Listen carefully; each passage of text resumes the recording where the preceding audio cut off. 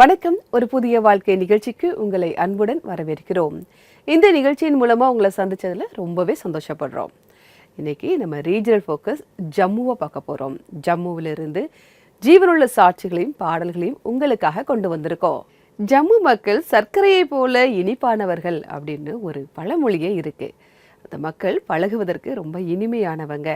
இன்னைக்கு அவங்கள பற்றியும் நம்ம தெரிஞ்சுக்க போகிறோம். அவங்க மூலமாக சில விஷயங்களையும் நம்ம கற்றுக்க போகிறோம். நம்ம வாழ்க்கையில் ஒவ்வொருத்தருக்குமே சில அவமானங்கள், தலைக்குனிவு இருக்கும். அதுலேருந்து நம்ம எப்படி வெளியில் வரலாம், அதை தான் இன்றைக்கி பார்க்க போகிறோம். நம்ம வாழ்க்கையில் அவமானங்கள் வரும்போது நம்ம ஒரு கைதி மாதிரி அதை நம்மளை சிறைப்படுத்தி வைத்துவிடும். நம்ம வாழ்க்கையில் ஒரு முன்னேற்றத்தை நம்மளால் பார்க்க முடியாது. அதை விட்டு எப்படி வெளியில் வருவது, அதை இன்னைக்கு முக்கியமாக நம்ம கற்றுக்கொள்ள இருக்கிறோம். இதை பற்றி நல்லா தெரிஞ்சுக்க நம்ம ஒரு சாட்சியை பார்க்க இருக்கிறோம். வயலட் சித்து அவங்கள தான் நம்ம சந்திக்க போகிறோம். இவங்க அம்மாவுடைய சாட்சியை இவங்க சொல்ல போகிறாங்க. இன்றைக்கி இவங்க அம்மா நம்ம கூட இல்லை. ஆனால் இவங்க குழந்தை இல்லாமல் நிறைய அவமானங்களை சந்திச்சிருக்காங்க. பிறகு எப்படி அதுலேருந்து வெளியில் வந்தாங்க அப்படிங்கிறத இவங்க சொல்லுவாங்க. வாங்க பார்க்கலாம். இந்த சாட்சி குழந்தை இல்லாத ஒரு பெண்ணின் சாட்சியாகும். அவர்களுடைய வாழ்க்கை குழந்தை இல்லாத மலடி போன்ற கடினமான வார்த்தைகளால் நிறைந்திருந்தது. அவர்களுடைய தலை அவமானத்தால் தலைகுனிந்து இருந்தது. இந்த சாட்சி வெளியில் காட்டப்படாத வலியின் சாட்சியாகும். என்னோட அம்மாவுக்கு பார்த்தீங்கன்னா டெலிவரி நேரத்தில் அவங்களுக்கு மருத்துவத்துறையில் அனுபவமான திறமையான நபர்களை யாரையுமே கூப்பிடல. அதனால் அவங்க என்ன பண்ணாங்கன்னா, அந்த பக்கத்தில் சில பெண்கள் இருப்பாங்க இல்லையா, அவங்கள வச்சே பிரசவம் பார்க்க தொடங்க ஆரம்பித்தாங்க. அந்த குழந்தை பிரசவிக்கிற நேரமே இறந்து போயிடுச்சு. அது என்னன்னா, அவங்க பக்கத்தில் இருக்கவங்க தான் பார்த்தாங்க. இப்படியே 6-7 வருஷங்கள் கடந்து போயிடுச்சு. அதுக்கப்புறம் எங்கள் அம்மா மறுபடியும் கர்ப்பம் தரிக்கவே இல்லை. அந்த நேரத்திலிருந்து வயலட்டினுடைய தாய்க்கு துக்கமான நேரம் ஆரம்பித்தது. அவமான பாரம் மற்றும் மற்றவர்களின் பேச்சுக்கள் அவர்களை வேதனைப்படுத்தியது. என் அம்மாவுக்கு குழந்தை இல்லாததுனால நிறைய பிரச்சனைகளை அவங்க சந்திக்க வேண்டிய நிலைமை வந்துச்சு. அந்த குழந்தை இறந்ததுக்கு அப்புறமா பார்த்தீங்கன்னா, எங்கள் அம்மாவுக்கு மனசில் ஒரு துக்கம் ரொம்ப அதிகமாகிடுச்சு. எல்லாருமே அவங்கள மலடின்னு சொல்லி தான் கூப்பிட்டாங்க. நல்ல காரியம் எது நடந்துச்சுனாலும் எங்கள் அம்மாவை கூப்பிட மாட்டாங்க. கல்யாணம் இல்லை குழந்தை பிறந்த வீட்டுக்கோ எங்கேயுமே எங்கள் அம்மாவை கூப்பிட மாட்டாங்க. எல்லாருமே போயிடுவாங்க. ஆனால் பார்த்தீங்கன்னா, எங்கள் அம்மாவை மட்டும் எல்லாரும் வீட்டில் அப்படியே விட்டுட்டு அவங்க போயிட்டே இருப்பாங்க. நாட்கள் கடந்தது. அப்பொழுது மாமியார் வீட்டார் பொறுமை இழந்து இவரோடு இருந்த திருமண உறவை முறித்து வேறு திருமணம் செய்ய முடிவெடுத்து விட்டார்கள். எல்லா வழிகளும் மூடப்பட்ட போது மார்த்தாளுக்கு ஒரு ஜெப கூட்டத்தை பற்றி தெரிய வந்தது. அப்பொழுது கடைசி நம்பிக்கையை நோக்கி அடி எடுத்து வைத்தார்கள். அங்கு அவர்கள் பல வருடங்களாக தாயாக முடியாத ஒரு பெண் சொன்ன சாட்சியை கேட்டார்கள். எங்க அம்மா அங்க போனப்போ எங்க அம்மாவுக்கு இருந்த பிரச்சனை பத்தி தான் தேவன் அங்க எங்க அம்மா கிட்ட பேசினாரு. அங்க அண்ணால பத்தி ஒரு பிரசங்கம் போயிட்டு இருந்துச்சு.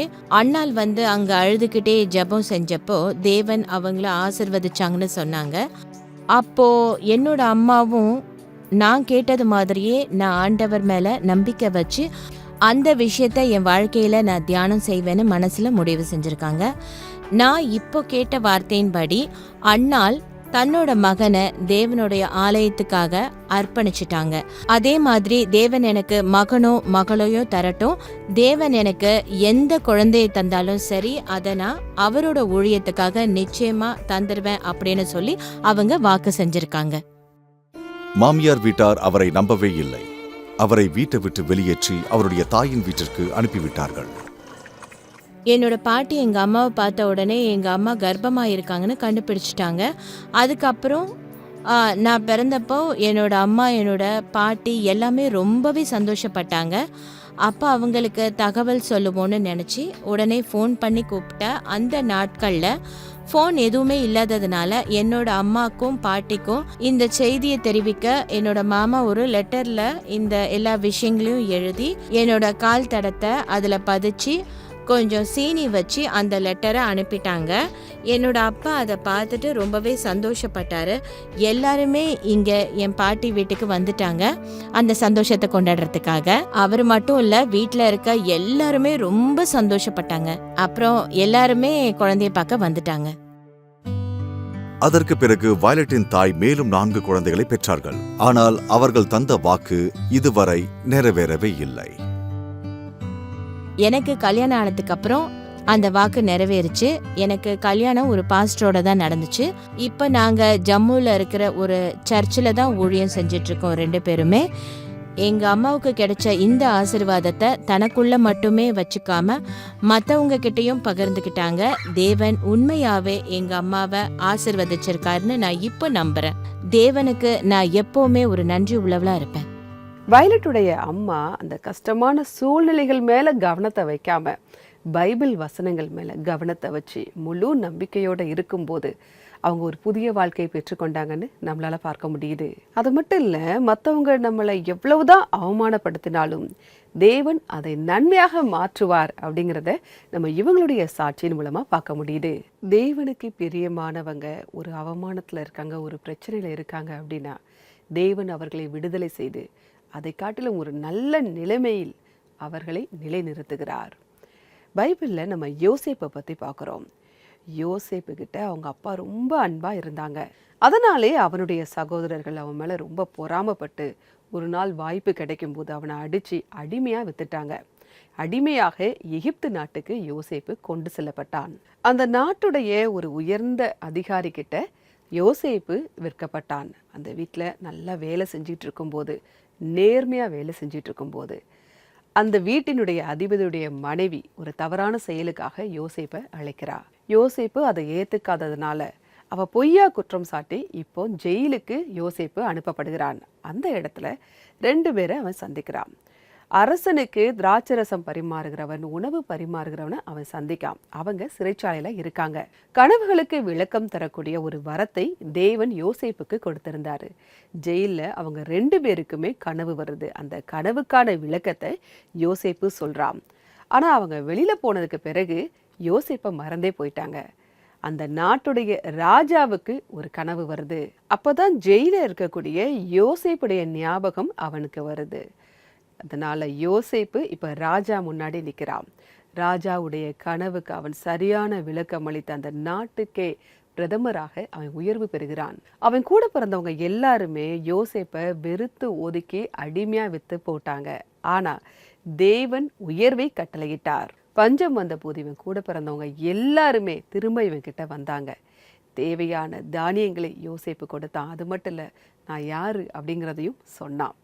அப்போ அவங்க ரொம்ப பயந்தாங்க. அதற்கு யோசேப்பு என்ன சொன்னான் தெரியுமா? உங்களுக்காக வாசிக்கிறேன்.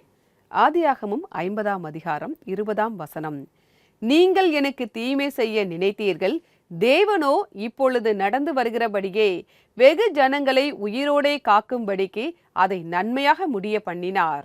மனுஷங்க நமக்கு எவ்வளவுதான் கெடுதல் நினைச்சாலும் தேவன் அதை நன்மையாக மாற்றுகிறார்.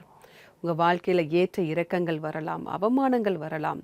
ஆனா நீங்க தேவனுக்குள் நிலைத்திருக்கும் போது, தேவ வசனங்கள் மேல நீங்க நிலைச்சிருக்கும் போது அதை நன்மையாக தேவன் மாற்ற செய்கிறார். அவருடைய தீர்மானத்தின்படி அழைக்கப்பட்டவர்களாய் தேவனிடத்தில் அன்பு கோருகிறவர்களுக்கு சகலமும் நன்மைக்கு ஏதுவாகவே நடக்கும் அப்படிங்கிற ஒரு வசனத்தை நம்ம பார்க்கிறோம். அதனால நீங்க தேவனுக்குள் நிலைத்திருங்கள். அவருடைய நேரத்திற்காக நீங்க காத்திருங்கள்.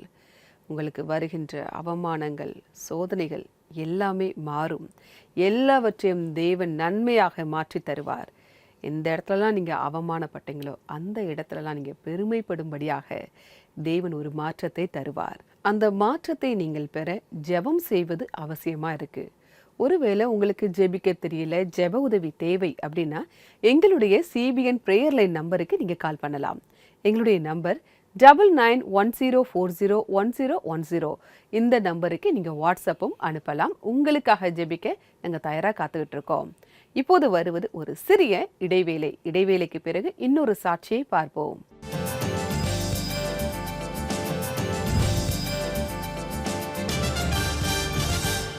Five, 4, 3.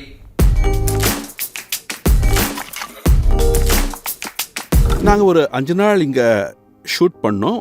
குரோமா உபயோகிச்சு தான் பண்ணோம். 3 பேரோட செய்தியை படம் பிடிச்சோம். பின்பு அதற்கு தேவையான பேக்ரவுண்டை இணைச்சிக்கிட்டோம். இங்கே ரொம்ப டேலண்டடான ஸ்கில்டான பீப்புள் இருக்காங்க. அவங்களுக்கு என்ன செய்யணும், எப்படி யூஸ் பண்ணணும் அப்படின்னு நல்லாவே தெரிஞ்சிருக்கு. இங்கே ஒரு சவுண்ட் ஸ்டுடியோவும் இருக்குது. அது எல்லா இடங்கள்லையும் கிடைக்காது நமக்கு. அதே நேரத்தில் இன்டோர் ஷூட் பண்ணணும்னா கூட போதுமான ஸ்பேஸ் இருக்குது. இது எல்லாத்தையும் சேர்த்து வச்சு பார்த்தோம்னா இது ஒரு கம்ப்ளீட் செட்டப் மாதிரி ரொம்பவே நல்லாவே இருக்குது. எங்களுக்கு சிறப்பாக அமைஞ்சுது.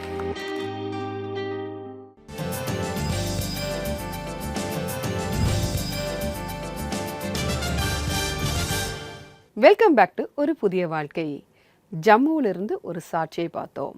இப்போ இன்னொரு சாட்சியை பார்ப்போம். இப்போ நம்ம உஷாவை சந்திக்க போகிறோம். அவங்களுக்கு ஒரு மிகப்பெரிய நோய் இருந்திருக்கு. இதனால ரொம்ப மனவேதனையில் இருந்திருக்காங்க. மற்றவங்க கிட்ட இவங்களால சாதாரணமாக இருக்க முடியலை.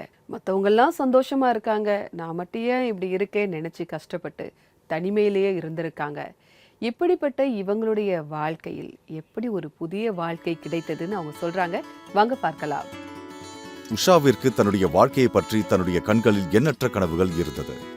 ஆனால் 10ஆம் வகுப்பு முடித்த பிறகு அவருடைய உடல்நிலை சரியில்லாமல் போய் அவருடைய உலகம் வீட்டின் 4 சுவருக்குள் முடங்கி போனது. 10ஆம் வகுப்பு பிறகு என்னோட படிப்பை நான் விட்டுட்டேன். அதுக்கு பிறகு எனக்கு உடம்பு முழுவதும் வலியாக இருந்துச்சு. மன அழுத்தம் வந்துச்சு. உடம்பு வலி இருந்ததுனால எனக்கு ரொம்ப மன அழுத்தம் வந்துச்சு. பிறகு ரூமில் தனியாகவே இருக்கணும்னு தோணும். யாரும் என் கூட பேசக்கூடாதுன்னு எனக்கு தோண ஆரம்பிச்சிருச்சு. என்னோடய ஃப்ரெண்டு எல்லாருடைய சந்தோஷமாக பேசிகிட்டு இருப்பாங்க.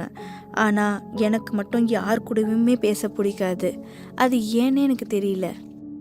உஷாவின் சூழ்நிலையை பார்த்துவிட்டு அவருடைய தாயின் கவலை அதிகமாகிவிட்டது. அவருக்கு திருமணம் செய்து வைக்க தயங்கினார்கள். அவருடைய சூழ்நிலை இப்படி இருந்தால் மாமியார் வீட்டிற்கு என்ன பதில் சொல்வது?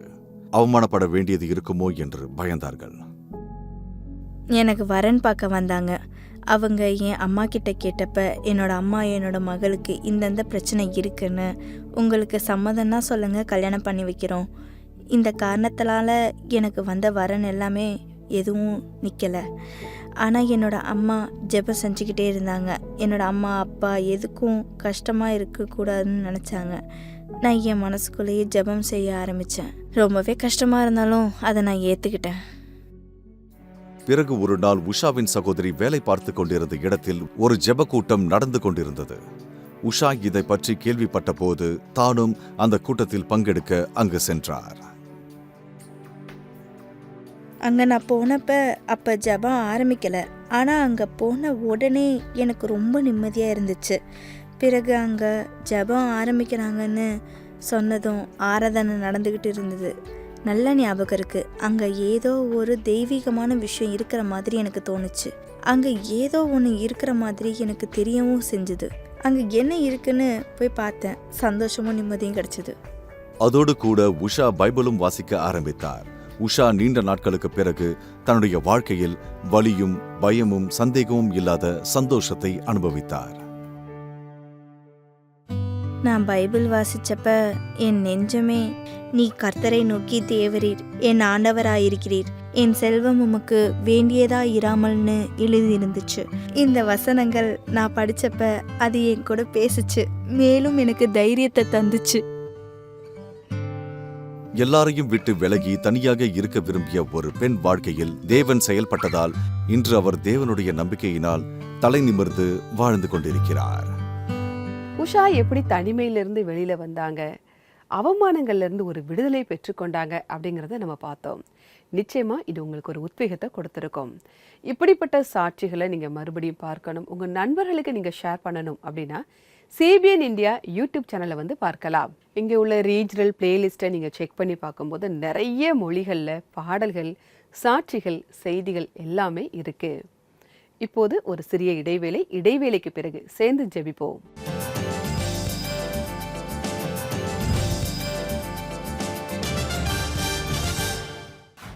உங்களுடைய தாய்மொழியில் தேவனுடைய வார்த்தைகளை கேளுங்கள். CBN இந்தியா யூடியூப் சேனலில் உங்களுக்காக வல்லமையான பிரசங்கங்கள், அழகான பாடல்கள், வல்லமை உள்ள சாட்சிகளை கொண்டு வருகிறது. இப்பொழுது உங்களுடைய தாய்மொழியில் இந்திய மாநில மொழிகள் ஹிந்தி, பஞ்சாபி, லடாக்கி, குஜராத்தி, தமிழ், மலையாளம் மற்றும் இன்னும் பல மொழிகளில். இந்தியாவின் அருகில் இருக்கும் நாடுகளின் மொழிகள் சிங்கள மொழி மற்றும் நேபாளி மொழியில். எங்களுடைய ரீஜனல் பிளேலிஸ்ட் உங்கள் மனதை தொடும் விஷயங்களால் நிறைந்திருக்கிறது. இது உங்களை ஊக்குவிக்கிற விஷயங்களை பார்ப்பதற்கும், பைபிள் வசனங்களை உங்களுக்கு கற்றுத் தருவதற்கும், மேலும் உங்களுக்கு நம்பிக்கையை தருவதற்குமான ஒரு வாய்ப்பாகும். இவை எல்லாமே உங்களுடைய தாய்மொழியில் ஒரு கிளிக் செய்தாலே போதும். இன்றைய CBN இந்தியா யூடியூப் சேனலை சப்ஸ்கிரைப் பண்ணுங்கள். உங்களுடைய மனதில் நேரடியாக பேசும் நிகழ்ச்சிகளை நீங்கள் பாருங்கள்.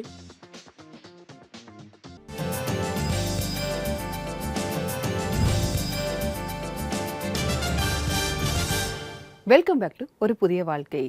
நம்ம வாழ்க்கையில எவ்வளவு பெரிய அவமானங்கள், கஷ்டங்கள், தலைக்குனிவுகள் இருந்தாலும் நம்முடைய தேவனால் விடுதலையை தர முடியும். அதை தான் பார்த்துக்கிட்டு இருக்கோம். எப்பவுமே தேவனுடைய பார்வை உங்க மேலதான் இருக்கு. நிச்சயமாக ஒரு உயர்வை அவர் கட்டளையிடுவார். உங்க மனசுல சத்தியத்தை மட்டும் நீங்க விட்டுறாதீங்க.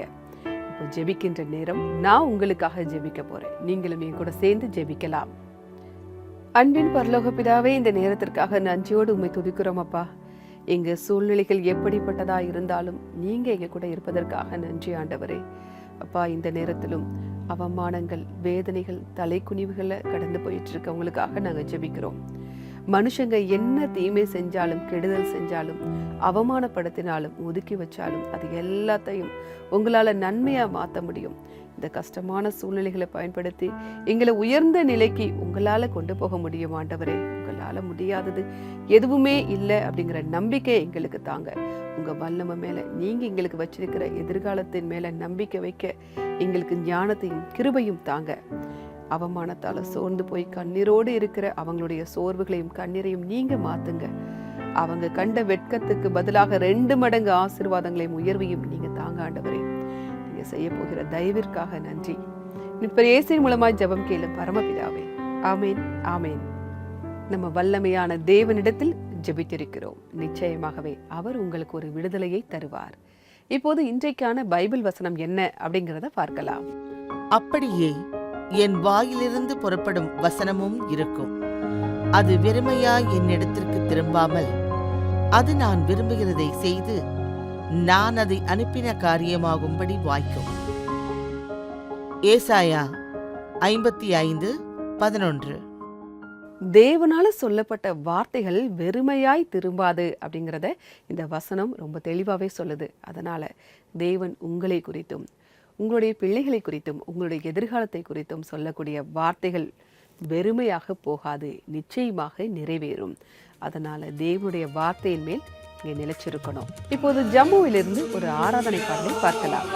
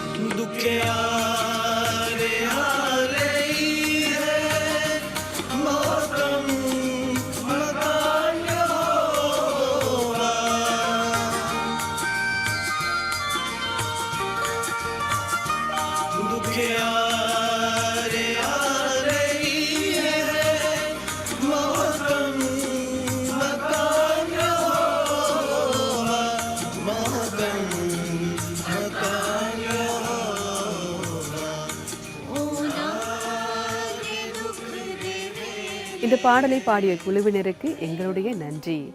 நம்முடைய தேவன் நித்தியமானவர், ஆதியும் அந்தமும் இல்லாதவர், சர்வ வல்லமையுள்ள தேவன். அதை தான் நம்ம வயலட் அவங்களுடைய அம்மாவுடைய வாழ்க்கையிலும் பார்த்தோம். உஷா அவங்களுடைய சாட்சியிலையுமே பார்த்தோம்.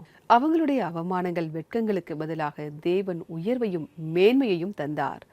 உங்களுக்கும் கூட அப்படிப்பட்ட மேன்மையையும் அவர் தருவார். நீங்க தேவனுடைய வார்த்தையில நிலைச்சிருக்கணும், தேவனுக்குள் நிலைத்திருக்க வேண்டும். இன்றைக்கான நிகழ்ச்சி உங்களுக்கு ஆசீர்வாதமாக இருந்திருக்கும் அப்படின்னு நான் கர்த்தருக்குள்ள விசுவாசிக்கிறேன். இதோட நான் கிளம்புறேன். வேறொரு எபிசோட்ல உங்களை சந்திக்கிறேன். அதுவரை கர்த்தருடைய கிருபை உங்கள் அனைவரோடும் கூட இருப்பதாக. God bless you.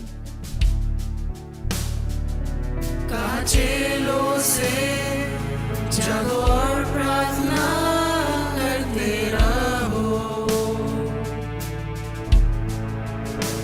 और आगे वो बढ़ा दुखे आत्मा के साथ और गिर कर जमीन पर ये कहा,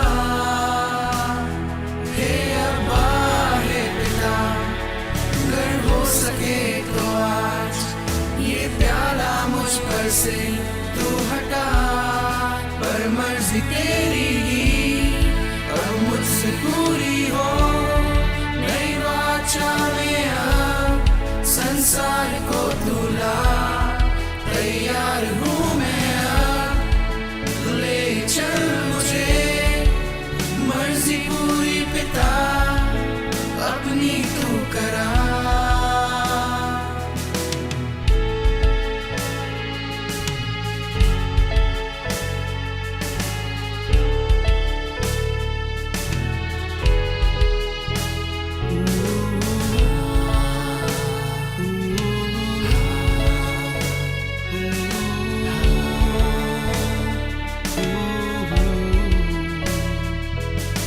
शांति के लिए ताड़ना भी उसने सही, हुआ घायल हो अपराधों से हमारे, खरीदी उसने ही चंगाई लोगों की,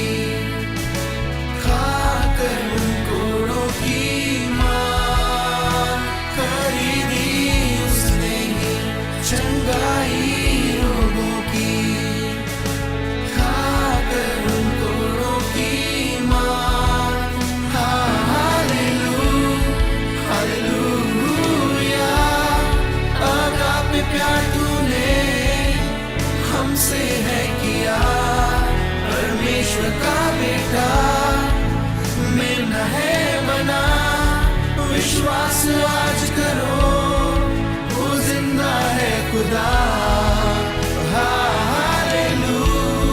हालेलुया, अगापे प्यार तूने हमसे है किया, परमेश्वर का बेटा मिलना है